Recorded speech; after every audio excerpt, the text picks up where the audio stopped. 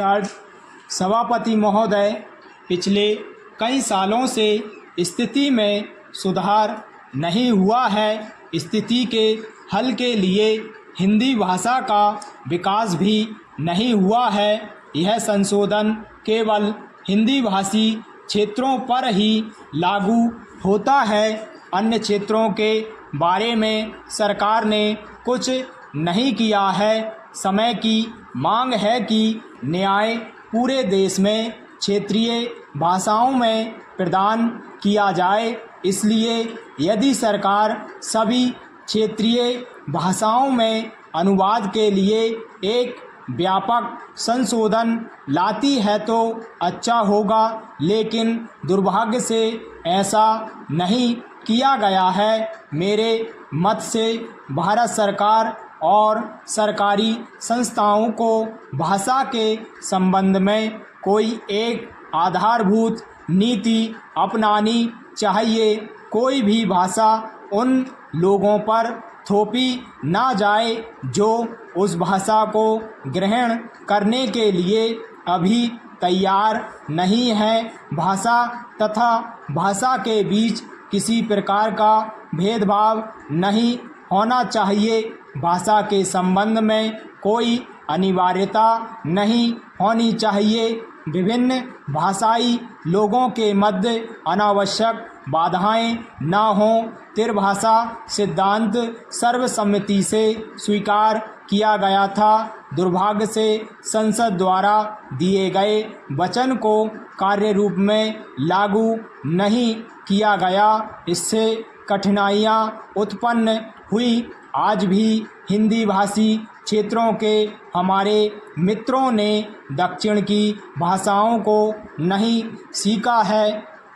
मुझे मालूम है कि आखिरकार हिंदी राष्ट्र की भाषा होगी, इसका कोई विकल्प नहीं है, लेकिन साथ ही अंग्रेजी को भी बने रहना है। हमें आने वाली लंबी अवधि तक अंग्रेजी को राजभाषा के रूप में स्वीकार करना है। हमारे जैसे बड़े राष्ट्र में 2 राजभाषाएं हो सकती हैं। इसके साथ हमें क्षेत्रीय भाषाओं का भी विकास करना चाहिए।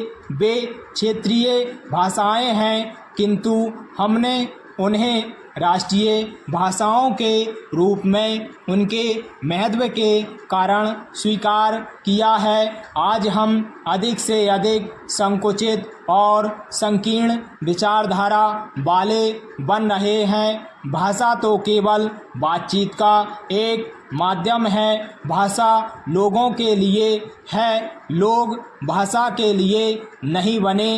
अतः भाषा के प्रश्न को प्रतिष्ठा का प्रश्न नहीं बनाया जाना चाहिए।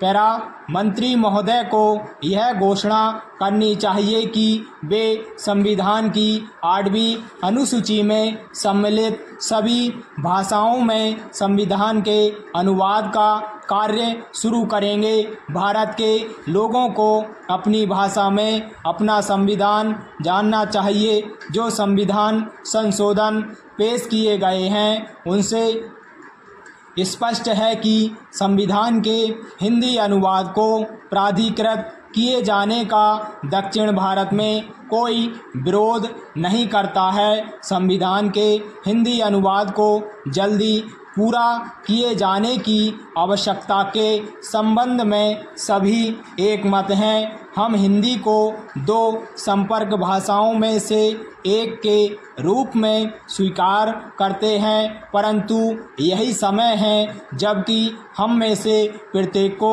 आत्मनिरीक्षण करना चाहिए।